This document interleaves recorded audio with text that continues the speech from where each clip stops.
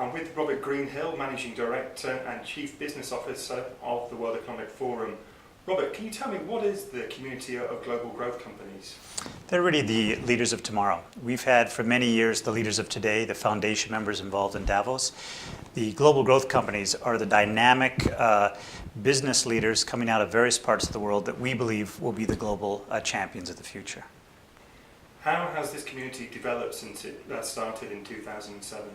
Well, we have a goal of having 500 of the most exciting companies from around the world engaged. We're almost at the 50% mark with over 200 really exciting companies. We expect to achieve the goal of 500 over the next 24 to 36 months. What are the main aims then of the community? Well, two or three things. First of all, it's for us to allow global growth companies to actually share best practices themselves, to have a peer-to-peer exchange of leaders who are transforming their industries and in many cases expanding geographically at the same time. Secondly, we actually want to assist their acceleration, both of learning and of engagement, by engaging them in the forum's activities around the world.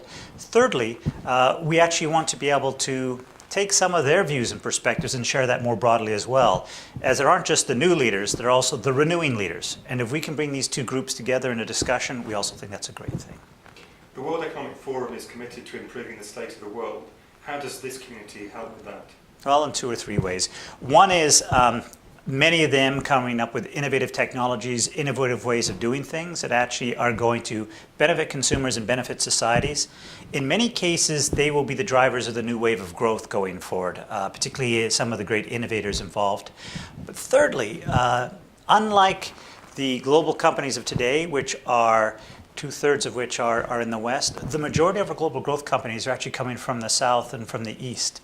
So also, the engagement of the global growth companies is engaging the world as a whole in our collective economic development, and we think that's a good thing as well. Within the community, there's a group called the Shapers. Can you tell us a little bit about that group? Yeah, within the global growth companies, there is a subgroup that, although not yet at a global corporate size, are having such a transformative effect on the industry that they really are already shaping the industry. And we see that happening in information technologies. We're also seeing that with some of the new renewable energy firms. But in every sector as well, we're going to see that. In transportation, we expect to see this in the next while. So the shapers are those global growth companies that already are engaged in transforming their industry. And what we're trying to do with the shapers is to engage them in conversations with the key leaders of the industry today and to accelerate, in a sense, their ability to make a positive difference in the industries they're involved in.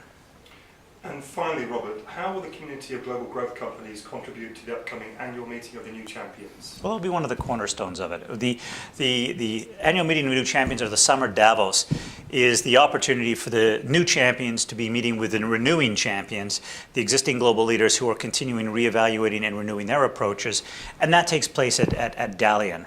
So it's a great opportunity to see the future in terms of those corporations, along with the young global leaders, and along with the technology pioneers that will be there as well. So it should be a fascinating little ecosystem coming together.